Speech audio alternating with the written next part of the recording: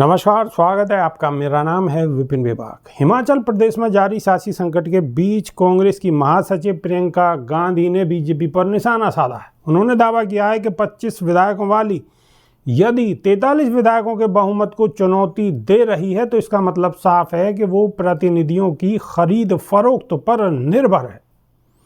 प्रियंका गांधी ने आरोप लगाते हुए कहा है कि इनका रवैया अनैतिक और असंवैधानिक है। हिमाचल और देश की जनता सब देख रही है। जो बीजेपी प्राकृतिक आपदा के समय प्रदेशवासियों के साथ खड़ी नहीं हुई, अब प्रदेश को राजनीतिक आपदा में धकेलना चाहती है।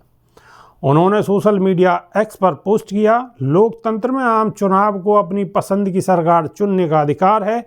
हिमाचल की जनता ने अपने इसी अधिकार का इस्तेमाल किया और स्पष्ट बहुमत से कांग्रेस की सरकार बनाई। लेकिन बीजेपी धन बल, एजेंसियों की ताकत और केंद्र की सत्ता का दुरुपयोग करके हिमाचल वासियों के इस अधिकार को कुचलना चाहती है।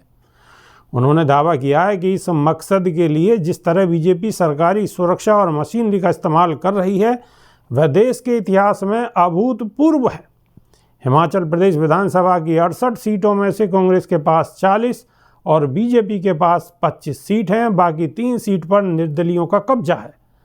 राज्य की राज्यसभा की 1 सीट पर हुए वोटिंग में कांग्रेस के 6 विधायकों की क्रॉस वोटिंग किए जाने के बाद बीजेपी ने सीट पर जीत हासिल की। बीजेपी के उम्मीदवार हर्ष महाजन ने कांग्रेस के अभिषेक मनु सिंघवी को पराजित कर दिया। मनु सिंघवी को पराजित करने के बाद दोनों को 34-34 वोट मिले, लेकिन उसके बाद महाजन को ड्रॉ के जरिए विजेता घोषित कर दिया गया।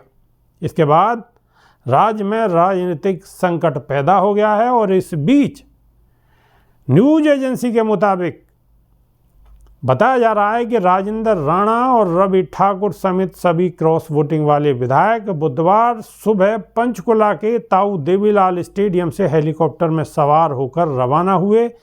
नेता प्रतिपक्ष और पूर्व सीएम जयराम ठाकुर ने कहा है कि राज्यसभा चुनाव के नतीजों से यह स्पष्ट हो गया है कि कांग्रेस सरकार अल्पमत में है।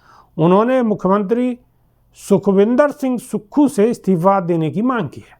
उन्होंने कहा है कि हमें आशंका है कि विधानसभा अध्यक्ष कुलदीप सिंह पठानिया बीजेपी विधायकों को निलंबित कर सकते हैं ताकि विधानसभा में बजट पारित किया जा सके।